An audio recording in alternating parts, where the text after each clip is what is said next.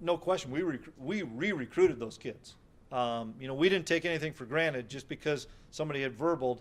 Everybody knows in this profession with it, a verbal means some but doesn't mean everything. You still have to get to know that young man and those families with it. And that's why I commend our staff. What a great job they did of, okay, this kid's committed, but he didn't know his position coach or he didn't know his coordinator.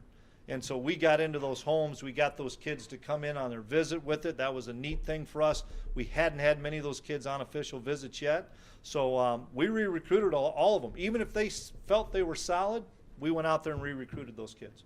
Coach, how important was it to get most of these kids in camp as opposed to relying on film or some other type of? That's critical to us. It is so critical. Our camp is the number one resource we have in recruiting. It always has been, and it always will be. That's why our numbers are so good at camp. There's so many scholarship players at camp.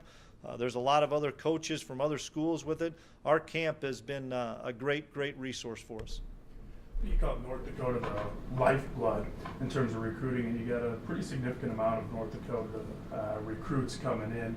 You talk just a little about having guys close to home and building kind of a base here in your home state. Well, I know this, and I've learned this in the last few years, and I'm so pleased to have Randy Hedberg join our staff, who knows North Dakota as well as probably any coach that I've been around knows North Dakota.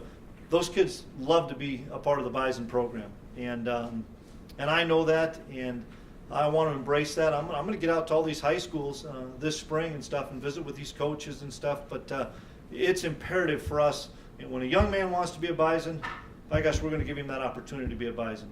And if they show great interest in us, we want to show great interest in them and get those kids to fulfill that dream and become a Bison. Coach, were the two Creighton prep kids always a package deal? No, they were not. They're friends, they're stuff, but no, absolutely not. They, I think it kind of just happened that way. Chris, the other staff, many went to Wyoming. There's always the question of how did you stack up when it was all said and done? We got the kids we wanted, and we got the kids that we wanted, and most importantly, and you ask any of our players on the team, you got to want to be a Bison. Something special about being a Bison, and none of us as coaches are going to beg a kid to come here. And this group of guys, they all want it to be here, and we're really excited to coach these guys. Well, two things we look for. Two things. There's talented kids in here. There's no question about that. Two things we look for. They had to have great character, because we lost 24 seniors with unbelievable character. Unbelievable character. So these kids had to have great character, and they had to have great work ethic. And we know that we've have that with these guys here. A lot of walk-ons, more than I can remember in my 7 years here. Was there any particular reason for that, for having more preferred walk-ons in the past years? We probably emphasized it a little bit more. Something that I talked to the guys about as we got into January, that I thought that was really important.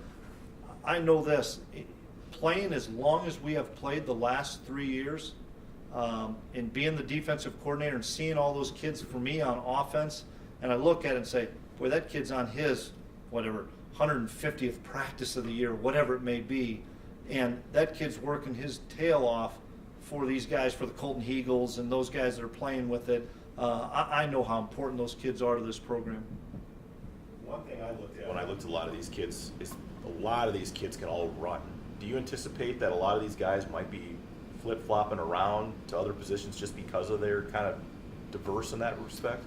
Potentially. We always bring them in and let them play the position that they want to start off with, but you're right. We have really good athleticism and really good speed there, and so there may be a case where somebody moves around. And that was the interesting thing. You look at all the kids that are in that 6 foot to 6'3" range that are between 195 and 215 pounds with it.